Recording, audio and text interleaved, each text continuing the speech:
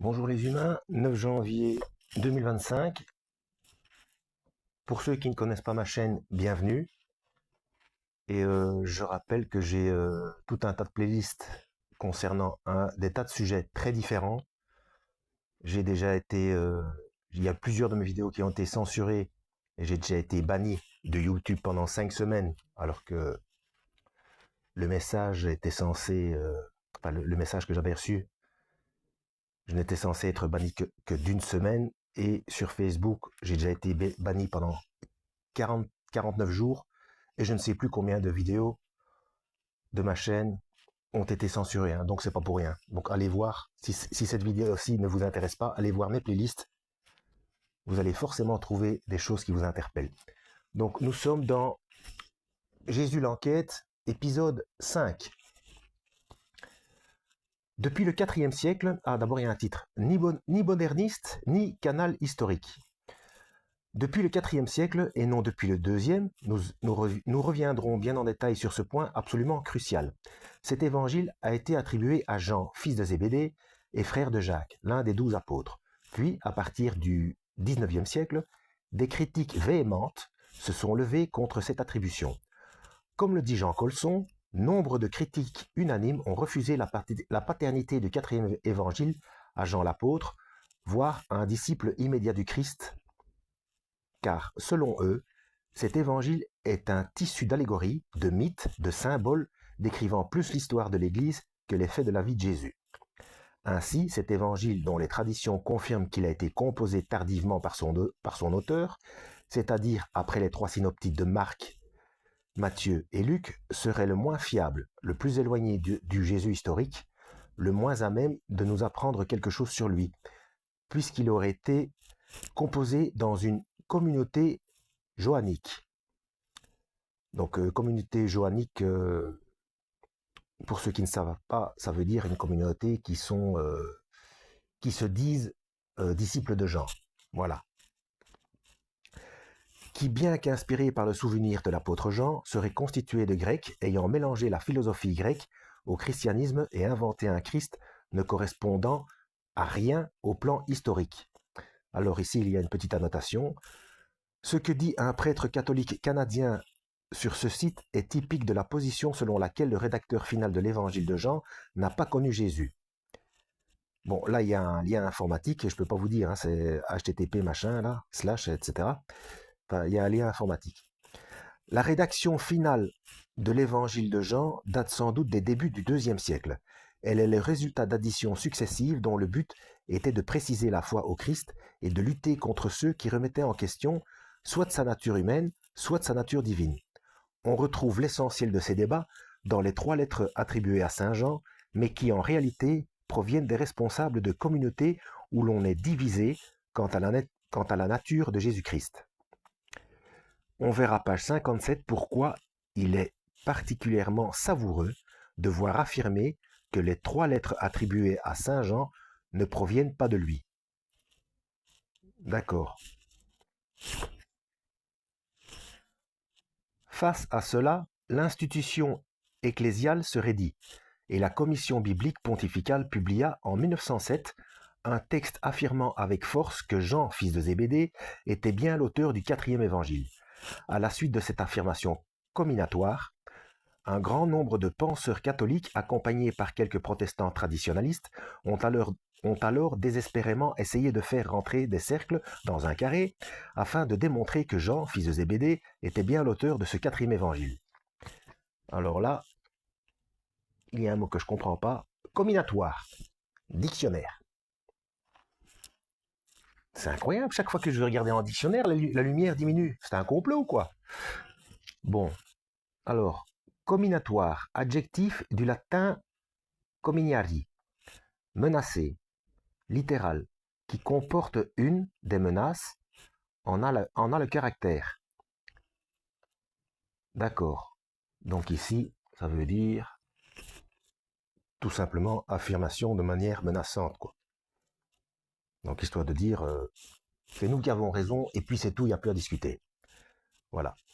Ainsi, cette question est-elle devenue l'otage d'une lutte entre les modernistes, pour qui nous n'avons pas d'informations crédibles sur Jésus, et le canal historique, cramponné à ses certitudes traditionnelles.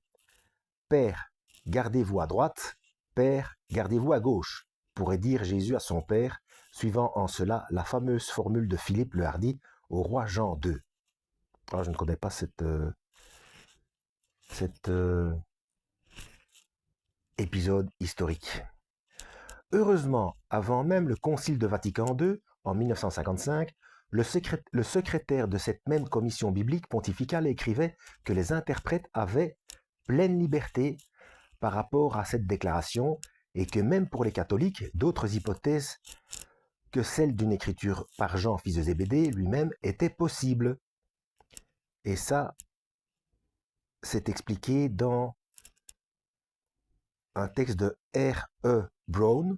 Donc R.E., ça doit être les prénoms, je ne sais pas qui c'est.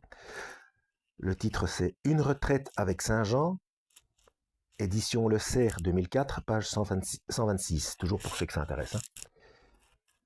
Profitant de cette liberté, une nouvelle génération de prêtres, parmi lesquels le père Jean Colson, le dominicain Marie-Émile Boimard, le père François Lequéré et le jésuite Xavier Léon Dufour, a repris le dossier et a exploré une nouvelle piste qui a la caractéristique principale et étonnante de réfuter aussi bien la thèse moderniste, selon laquelle l'auteur du 4e évangile n'a absolument pas connu Jésus, que la thèse classique selon laquelle il s'agirait de Jean, fils de Zébédée, l'un des 12 apôtres. C'est à la présentation et à l'étude de la solidité de cette thèse qu'est consacrée la première partie du présent ouvrage. Loin d'être une question réservée à des spécialistes, nous verrons dans la seconde partie que la réponse originale que nous sommes en mesure d'y apporter va éclairer d'une lumière nouvelle celui qui, objectivement, est, comme nous l'avons dit, l'homme le plus important de l'histoire. Elle est susceptible de nous faire progresser dans notre compréhension du monde, de nous-mêmes et de notre destinée. Pourquoi moi ? Il viendra, je suppose immédiatement au lecteur une question. Pourquoi lui ? Pourquoi est-ce que je me lance dans une telle enquête ? Donc c'est Jean Stone qui parle. Je ne suis ni exégète, ni théologien. Je ne parle ni grec ni hébreu. Ça commence bien.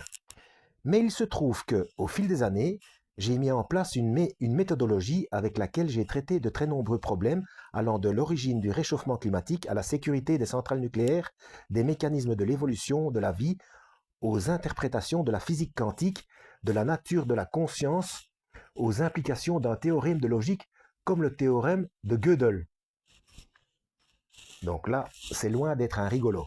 Donc, il avoue, donc il est humble, il avoue qu'il ne connaît pas le grec ni l'hébreu, mais bon, c'est quand même un féru de connaissances. Donc, la démarche est plus que réfléchie.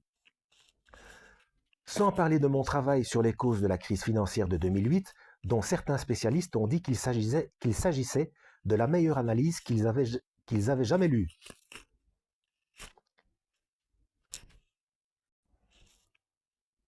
Bon, là, apparemment, il manque un apostrophe parce que qu'ils avaient jamais lu, moi j'aurais écrit qu'ils n'avaient jamais lu.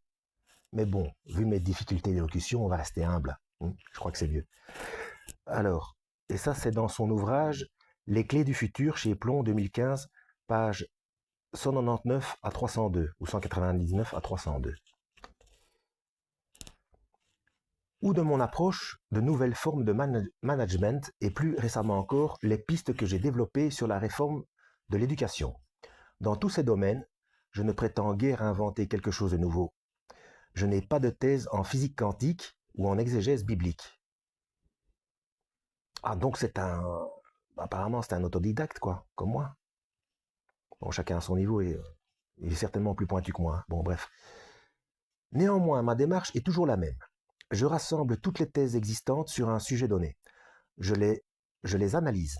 J'organise parfois sur certains sujets des colloques internationaux qui me permettent d'entrer en contact avec les meilleurs spécialistes défendant telle ou telle thèse et d'organiser des débats contradictoires sur le sujet. Et après avoir pesé le pour et le contre, j'offre à mes lecteurs une synthèse sur le sujet, souvent originale, car mettant parfois en lumière la force d'une position jugée jusqu'à la majoritaire. C'est exactement ce que j'ai fait concernant la question de l'auteur de l'évangile de Jean. En 2013, devant un petit cénacle comportant quelques universitaires, j'ai présenté un premier texte, lointain ancêtre de l'ouvrage que vous allez lire. A. Cénacle, dictionnaire. Alors, cénacle, action de racler une scène.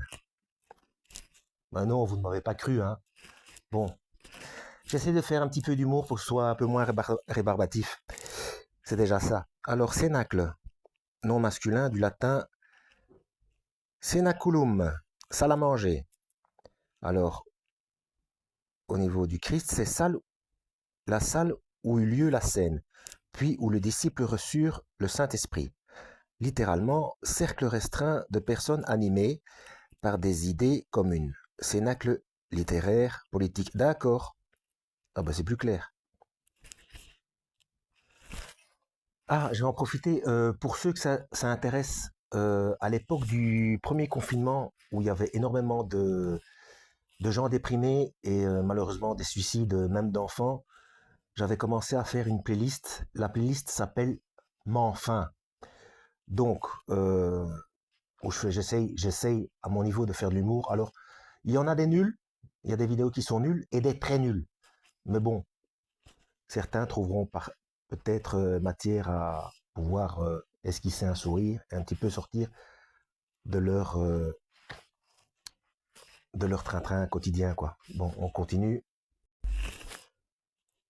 En 2019, j'ai organisé un colloque dont, en attendant de lire éventuellement les actes, vous pouvez trouver les vidéos sur le site de l'UIP et où un historien, Jean-Christian Petit-Fils, un célèbre exégète protestant, Richard Bauckman, 4 prêtres catholiques, dont un évêque, Monseigneur Jean-Charles Thomas, un dominicain, le père Joseph Lee Min Tong, un jésuite, le père Martin Pochon et un exégète professeur de langue hébraïque, le père Jacques Bernard, ont défendu de près ou de loin la thèse que vous allez découvrir dans les pages suivantes, alors que 3 laïcs la critiquaient. Alors il y a une annotation. Il est intéressant de noter que le canal historique était représenté par des laïcs. J'ai en effet cherché des prêtres catholiques spécialistes de l'exégèse biblique pour défendre la thèse classique, mais je n'en ai pas trouvé, même s'il en existe certainement. Bon, d'accord. Bon, ça fait déjà 13 minutes, on va s'arrêter là. Comme d'habitude, je mettrai la totalité de la playlist en description. Et lisez la Bible. À la prochaine et que Dieu vous guide.